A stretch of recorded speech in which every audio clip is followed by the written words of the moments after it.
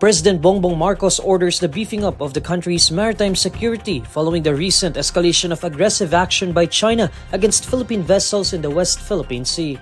On March 25, the President issued Executive Order No. 57, which seeks to strengthen the Philippines' maritime security and maritime domain awareness with the creation of the National Maritime Council.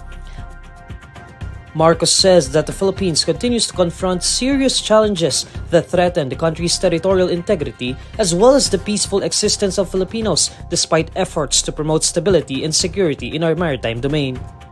The President tasks the National Maritime Council to formulate policies and strategies to ensure a unified, coordinated, and effective governance framework for the country's maritime security and domain awareness.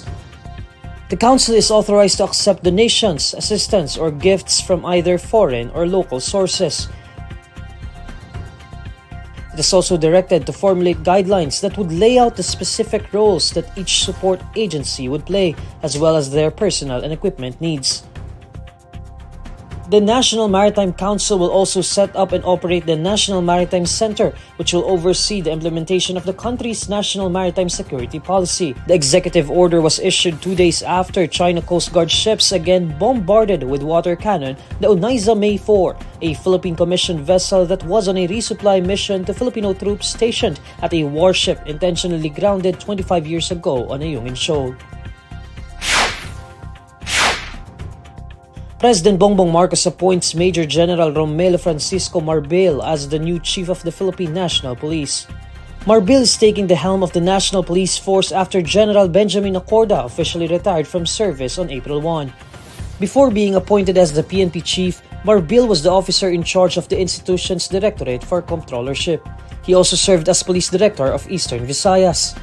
Meanwhile, retirement honors were held at the PNP headquarters in Camp Crame, Quezon City for Acorda on Monday, April 1. Acorda's PNP service would have ended on December 3, 2023 when he reached the mandatory retirement age of 56 for uniformed personnel of the government. However, Marcos extended his term as PNP Chief until March 31, 2024.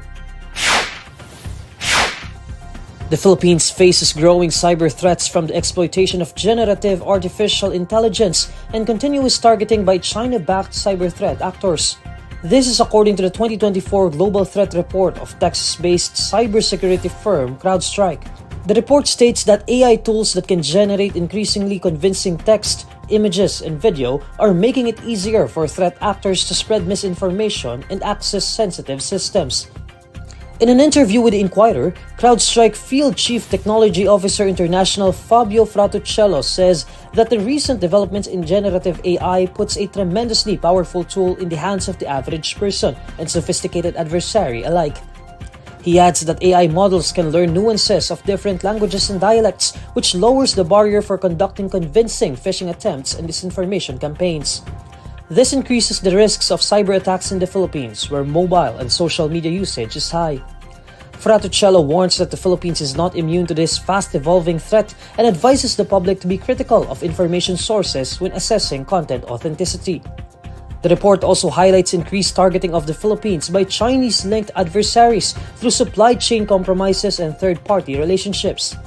Several government websites in the Philippines, including the websites of the Overseas Workers Welfare Administration, Philippine Coast Guard, and the official website of President Bongbong Marcos were hacked and defaced in a suspected cyber attack traced back to China.